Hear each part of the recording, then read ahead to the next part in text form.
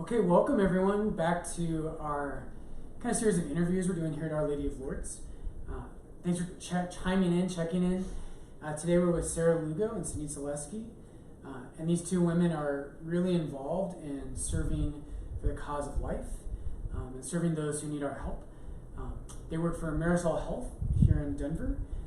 So welcome to, I don't know what we're calling this. Welcome to Lourdes. Welcome to my rectory. Great to be here. Thanks, Father.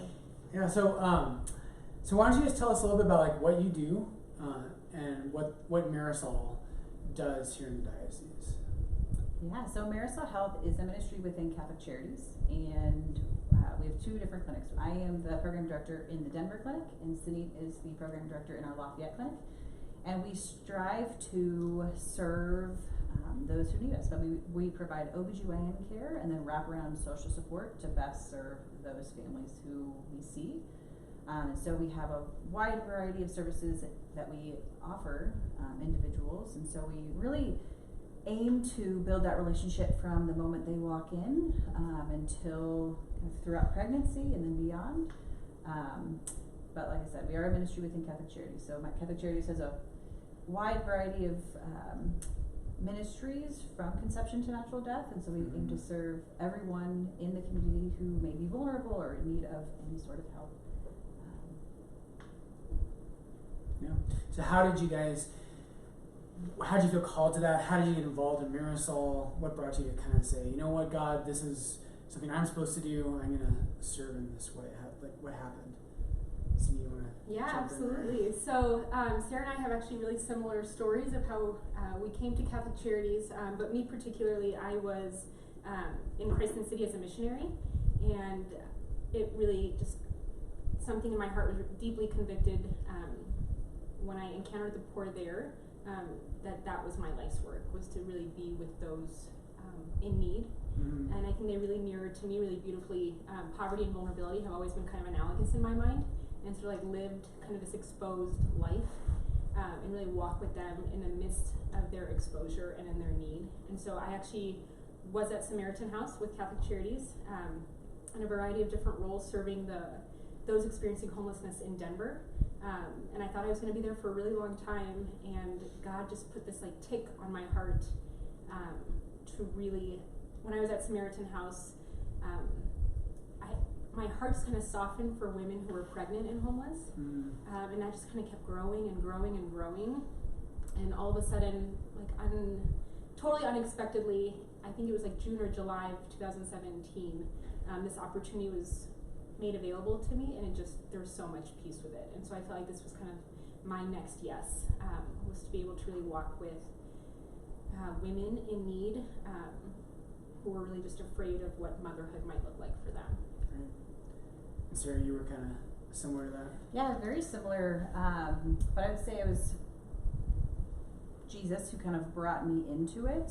The Lord kind of guiding me. So I'm a social worker by education, and during my social work experience, I had multiple experiences where I encountered kind of moral dilemmas on a daily basis, mostly surrounding abortion and contraception. Yep. And so, and being a practicing Catholic social worker, kind of having that combination during grad school, really just started etching on my heart kind of where I wanted to go eventually professionally. And so kind of the Lord moved me to Denver, and I started working at Samaritan House, and that was such a gift. And I always say the gift that I was given there was one, the piece that I'm working with individuals experiencing homelessness on a daily basis, but it's also a human across the table from me.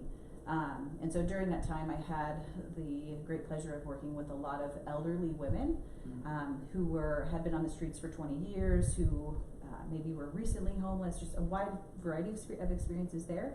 And then the opportunity with Marisol Health opened up, and knew that's kind of where God was calling me to move within Catholic Charities. And it's just been a great gift. I found out kind of the same week I had accepted the position with Marisol Health that I was pregnant with my third child. So I was like, this is funny, God.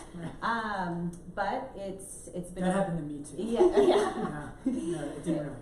Can't even tell. So it's been a gift to see kind of over the last 10 to 15 years kind of where the Lord has kind of guided me professionally and personally, and kind of how that's intertwined, but how we can bring the Catholic faith to kind of the mission of Marisol Health, because it is directed towards the dignity of the human person and kind of building that relationship.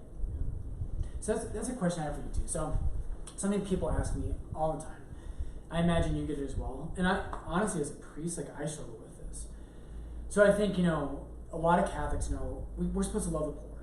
We're supposed to love people in need. And people come to me and say, Father Brian, I wanna serve the poor. And they say, how can I help? And I'm like, call Senite. And so I think a lot of people have a lot of goodwill out there, but they maybe don't have a lot of time. And we live in these neighborhoods where we might see someone panhandling, but in my thought process, like, that's not the primary way to like be helping the poor.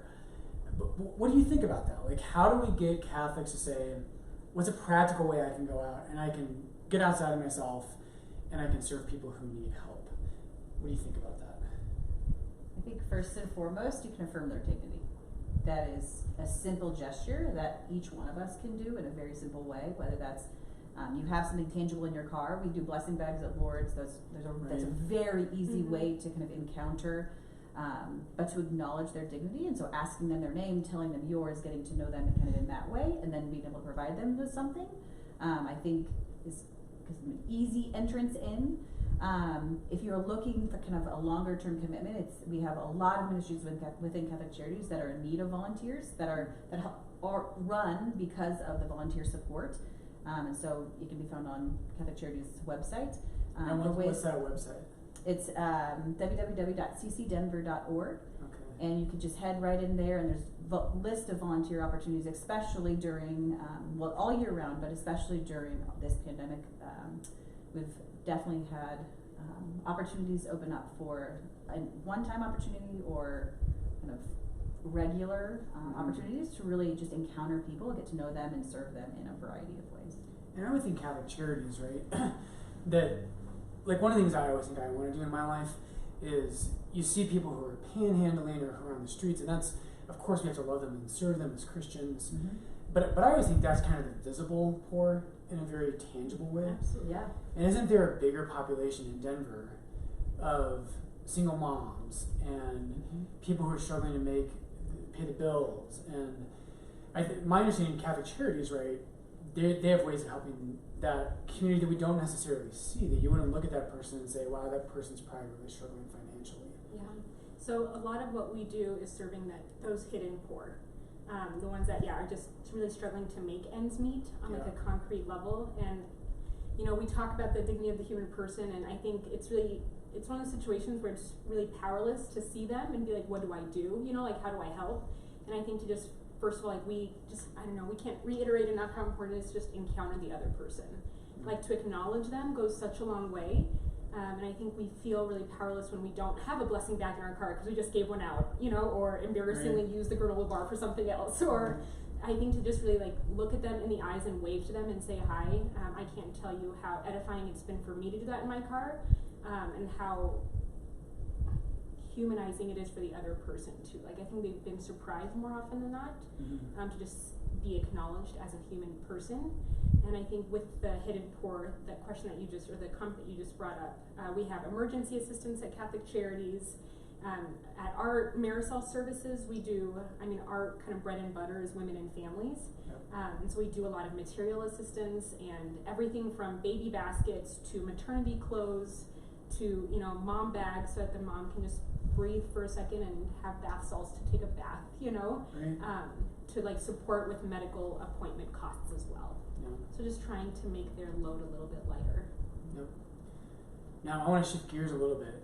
So I think a lot of us have felt during COVID, one of the big things that was kind of really upsetting, right, was that Planned Parenthood was deemed an essential business. And then under the CARES Act, my understanding is they got something like $80 million in small business loans, which I know is being contested right now. And just with you guys working and actually loving people, I think that's the key, right? Like you guys are both emphasized, we have to see that person in front of us, not just a number, not just like I did something good today, but this is a person. That had to be just so hard. I mean, what were your thoughts when you saw that Planned Parenthood got designated an essential service? I think for me, it's we continue to do the work that we do not because of what other people are doing or because how much money they're receiving, but because of the person in front of us. And so it's kind of just a motivator to increase the resources, to increase the availability, to increase the outreach that we have for our families, because we know that the work that we do is good, and so how do we continue to spread this good to even more families, to more women who are experiencing maybe an unexpected pregnancy, or who are in need of diapers, or they're in need of support, or just generally in need. So it's kind of a motivating and fuel in the fire to continue the work that we're doing. And not being reactionary, kind of. It's like we don't need to define ourselves based on others. We can just be pro-life and we can love people. But well, and anecdotally, like we've seen so many people in the midst of this quarantine, truly, who not only are unexpectedly pregnant. That's been a large amount of people, but also who are really struggling with, I think I'm wanting to have an abortion. What do I do next, or how do I go about that? And it's been incredible. I mean, the social services that we've been able to provide to people in this time is exponential compared to, I mean, it's unbelievable. And I think to have those anecdotal stories of those people who actually are either discerning choosing life or have actually chosen it has been incredible, because those choices are being struggled with in the midst of a lot of crisis. They don't feel like they have another option. They don't feel like anyone's walking with them. And so to be able to walk alongside of them and say, like, let's take a breath and think through this for a second. Like, how can we help you? And to see the effect that has had in these people's stories and in their lives has been astounding during the quarantine. Like, there's just been so much loneliness and isolation. And to just remind people that they're not alone is probably the biggest gift of our jobs. yeah, that's awesome. We all need that so much. Yeah. Don't we? I mean, everybody It's very needs human. that. Yeah. So one of the things we were talking about before, and I think this is just such an important topic for Catholics and just Christians right now. Like, if you're out there watching, like, I think there's kind of this narrative in our church right now that you can either be a Catholic who's like kind of a social justice Catholic, right? You're a Catholic, and I've heard people say that. They'll say, Father Brian, I'm a social justice Catholic. I'm someone who cares about the poor. I don't just worship God. I get off the couch and I go serve people. And it seems like, well, I can be that kind of Catholic, or I can be the kind of Catholic who is, like we say, Orthodox, who I believe what the church teaches. I'm pro-life. I'm anti-contraception. I think that harms marriages and sexuality in general. And it seems like right now those are kind of the two camps. And what I love about what you guys, and knowing you both, is that you defy those two categories, that breakdown. Do you ever have thoughts on, like, how do we get Catholics who are Orthodox? And I think at our parish, we have a lot of Orthodox Catholics who want to also break out of that. But how do we do that? How do we break down that divide? Those two camps. How do I help? As a priest, like, you guys gotta write my sermons. Like, how do I tell people these are bad categories? Like, Proverbs. Yeah. I think, I think it's a commitment to the fullness of the truth that we hold to believe as truth, And I think it's easy to be defined and delineated into these certain camps. But I think it speaks to what you were saying earlier. We don't live in reaction, or we shouldn't live in reaction. But if we are followers of Jesus Christ, then we are attempting our best to be imitators of his life as well. And he was both. He was Orthodox and he loved and served the poor, Right. And so I think to really kind of like return to what our the treasury of the church is both. It's Right. filled with both, and And one is isn't that part contingent of on the Orthodox? other. Yeah, exactly. Part of Orthodoxy, right, is to love the poor. Like that's Right. like Orthodoxy, like usually that word. If you don't know that word, we usually use that word to mean like the right teaching. It doesn't actually mean that in Greek, but that's another story. but we kind of use it for shorthand that way. But that's part of the teaching of the Catholic Church, right?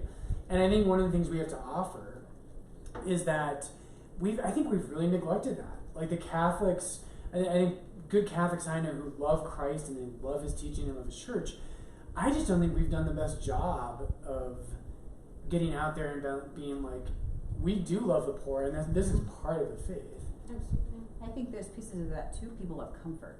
So even if you want to kind of be in the other camp, people love the comfort of, I'm kind of safe in this space. I'm fine with here giving a granola bar to somebody who might be experiencing homelessness on the side of the road. But there's also an element of discomfort that's necessary to really branch out and to see people for who they are, as opposed to kind of staying where you feel safe. And I think there's great good in kind of pushing yourself to do that, to become a better person, to love Jesus more, to kind of encounter people as a human being. And honestly, I think it's what the Lord calls us to do. And I think just like piggybacking off of that, it's like the hope is that this is the fruit of prayer. Like it's like diffuses from you, and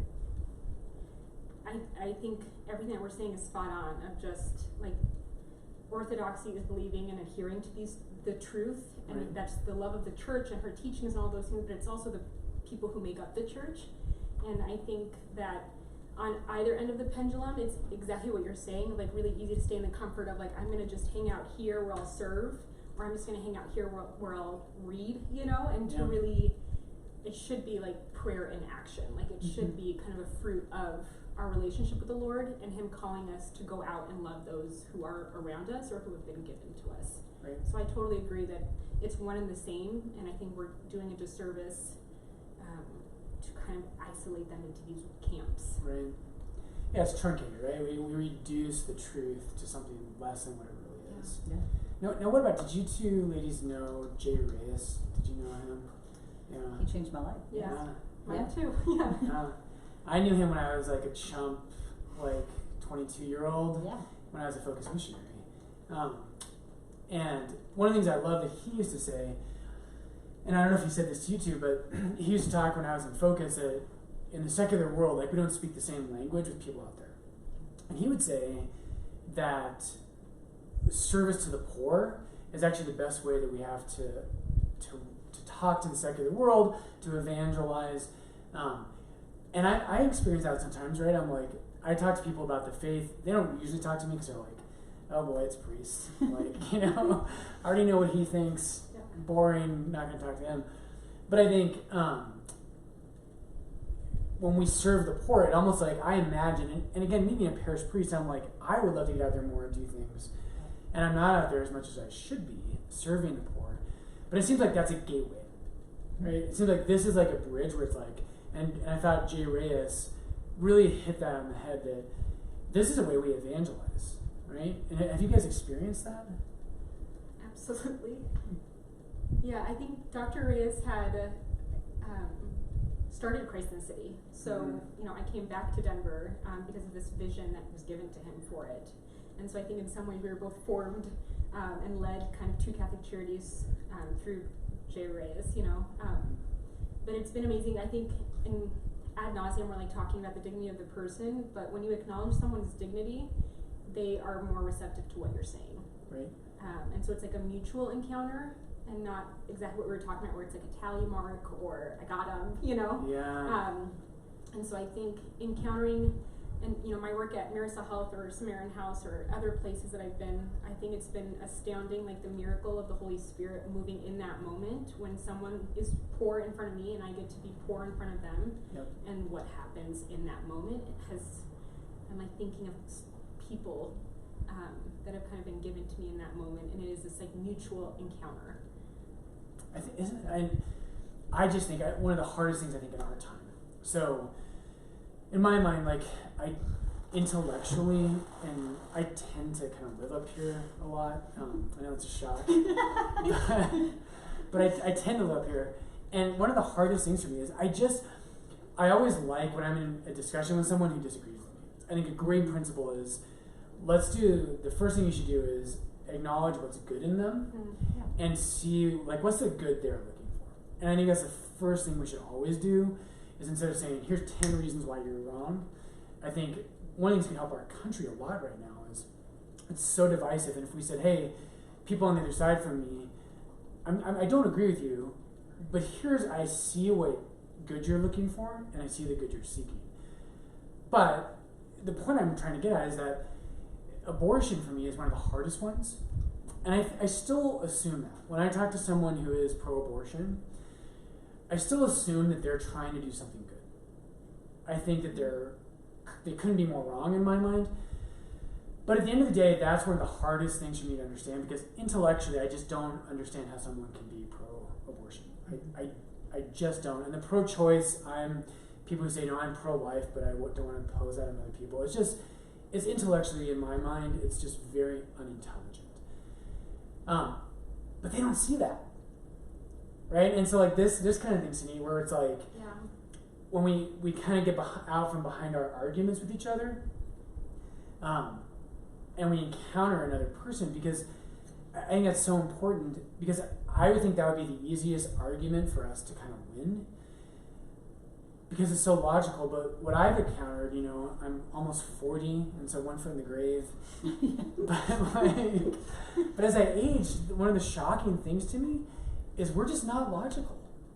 And as much as I want people to see a logical argument, I feel like people don't change their hearts or their minds because someone has a better argument. Yeah. Well, we get to see that play out within the clinic setting weekly, sometimes daily. Yeah. So we get to see kind of the argument of why, this person deliberating abortion, but what's standing in the way of wanting them to carry their child. And so we get to, the gift is that we get to encounter that person where they are and kind of help them kind of like see through what is causing them the anxiety. Is it, I just can't afford another kid?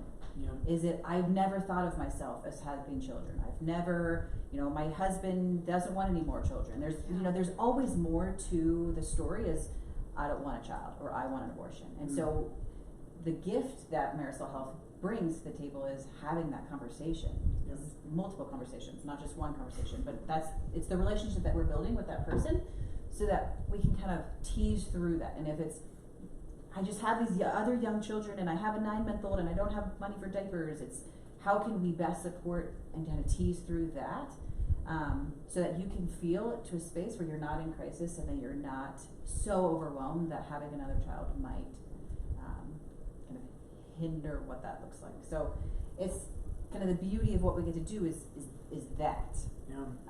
That very thing of taking it from a theological argument into practicality in the day-to-day clinic setting, and that's the true fruit. Right, there's a great, I don't even know if it's true. There's like a Mother Teresa story. Do you ever feel like Mother Teresa, there's 10 million stories about her, and we don't know if any of them are actually true or not. Because everyone has, it's kind of like spiritual directors. I've met I think 20 priests who have said that they were Mother Teresa's spiritual director. Maybe she needed 20 all at once, But anyway, there is a story, and I think it's true. I need to check the source to try to find this. But supposedly she gave a speech at Harvard at one point. And she gave that line about how America is the poorest nation because it kills its own children. And at Harvard she got this standing ovation. And again, I don't even know if this is really true or not, but regardless, it's a great story because if a great intellectual, like Robbie George is a great Catholic intellectual, and he teaches at Princeton, if he got up and said that at Harvard or Princeton or Yale, he'd be booed off the stage. Yeah. But we used to always say that in Focus that, but Mother Teresa, it wasn't that she had this great argument, it was that her life spoke so much more powerfully, right? And I love that. And I think that's maybe, in our time, maybe this is like the call of the church, is that people will, I feel like people have already made up their minds in their kind of, I don't know, worldviews. And it's really hard to break them out of those. Mm-hmm. And I do, you know me, I think the intellectual life is really important. But I just think it has to go hand in hand with, we've got to be Mother Teresa out there, where it's like, I'm not just talking about these things. Like, this morning I was walking with people who were, needed to go to the hospital, and I took them there. And I just think that gives that witness and that bridge, maybe, that it doesn't seem like we have right now. Yeah, to like live what we believe. Right? And I think to be our authentic selves in the midst of encountering people. That's one of Mother Teresa's greatest gifts, was she was herself no matter where she was. Mm-hmm. And whether it was in a leper colony or visiting people on the streets, I mean, she was her true self. Or in front of Harvard, she was the same authentic self. I think that's what we're called to as well. Yeah, and I think too, I mean, I have so many thoughts on this thing. That's, like I said, I kind of up here. But I think, the early church is famous for, like, part of how we converted the world was because of this. Yeah. Mm-hmm. And there's that famous, do you guys know about Julian the Apostate, the emperor? Mm-mm. No. So I should have looked this up beforehand, but I didn't know what we were going to talk about, So, but Julian the Apostate, so he's an emperor, so he was Catholic, but then he went back to paganism. And there's a famous letter where he wrote to one of the pagan priests. And he talks about how the Christians are winning over so many converts because not only do they take care of their own poor, but they take care of ours. Mm-hmm. And that just didn't happen in the ancient world. And I think, right, if I understand right, like at Marisol, I imagine that's what you ladies do. You're not like, someone doesn't come to the door and you're like, okay, you have a Catholic ID? How many chapters are there in Matthew's Gospel? Do you ask that when someone comes in? Only on Thursdays. Only on Thursdays. Right? And I just think that, like, talk about evangelization. Like, there's an argument that love is not just something we talk about, but I saw it on the street today. And I think probably in the Roman world, like, it's interesting, there's a book we were talking about earlier. I have to plug books. So this is a book called Charity. It's not an easy read. It's by Gary Anderson. But this is a book that kind of shows how almsgiving and service to the poor was at the heart of the gospel. And it's been at the heart of the church's life and why. And it changed my life. But one of the things Gary Anderson talks about in there is that hospitals were invented by Christians. Right? And I think right now, I know, believe me, I think the church can do a far better job of caring for the poor than any government program.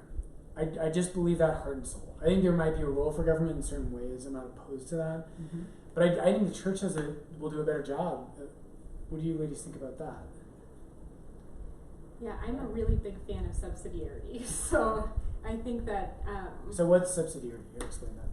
It's really being responsible and taking care of your communities. And I don't know the history of the churches, but I know that is one of the principles of Catholic social teaching. Yep. And seeing it in action has been amazing. I think both of our clinics being in certain communities and seeing how we serve those communities has been really humbling. Like for our clinic to be able to serve Boulder County, and for Sarah's clinic to serve the greater Denver area, and to see how incredible it is that our staff knows the resources in our communities and can plug people back into a community, and I think it's easy and very comfortable and convenient for me to kind of go a little bit away and make it comfortable and secluded, but I think to remember that we belong to those around us is the right way, as difficult and painful as it can be from time to time too.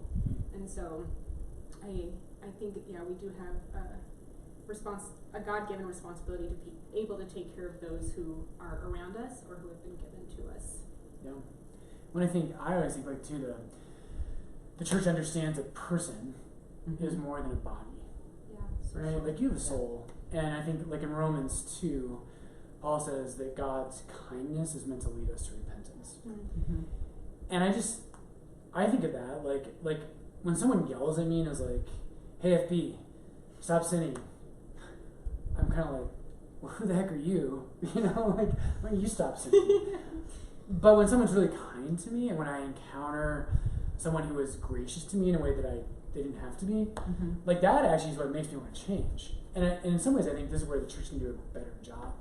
Is like, do we want to change the culture? Like, it's probably a better strategy to say, hey, we love you, we're taking you in, we're going to pay for your rent for the next month. Mm-hmm. Like, at Marisol Homes, like, how long are women allowed to live? As long as they need. It's an indefinite stay. Wow, that is so cool. Yeah.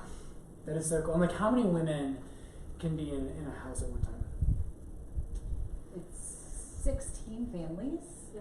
So 16 women and then their children. Uh-huh. And then there's a slew of staff who are kind of their support team while they're there to kind of help them through eventually to self-sufficiency, but really to take care of them and support them kind of during the maybe previous trauma that they've experienced, for both mom and all of the children that are there. So there's programs and activities to kind of support those in the home. I mean, our hope is to be their village. Mm-hmm. Yeah. I love that, right? Well, I think we're kind of wrapped up on time. I want to encourage all you out there just watching this, like, Marisol Homes is one of the ways that we put our money where our mouth is. We don't just tell people that we believe in life, we put our money where our mouth is. And I want people to support you guys. I want our parish and other parishes out there to say, we're not just people who believe what the church teaches. We do, and because we believe that, we love the poor. Yeah. And we love people who need our help, and we're here to serve. And so if someone wanted to either volunteer or directly with you guys, or if they want to donate to Marisol Health, how do they do that? You can go on our website, so it's www.ccdenver.org, and then there's tabs right at the top to be able to help. Mm-hmm. And like Sarah had mentioned earlier, we do have a volunteer tab for those who feel convicted to be able to help in person as well. Awesome. Well, so good to see you, ladies. Thank you for your work for the gospel, and we're just so glad to have you here. So thank you all for tuning in, and we'll have more of these, and so check out lourdesdenver.org and go out there and be those Catholics who love the truth, and because you love the truth, you serve what is good. God bless you.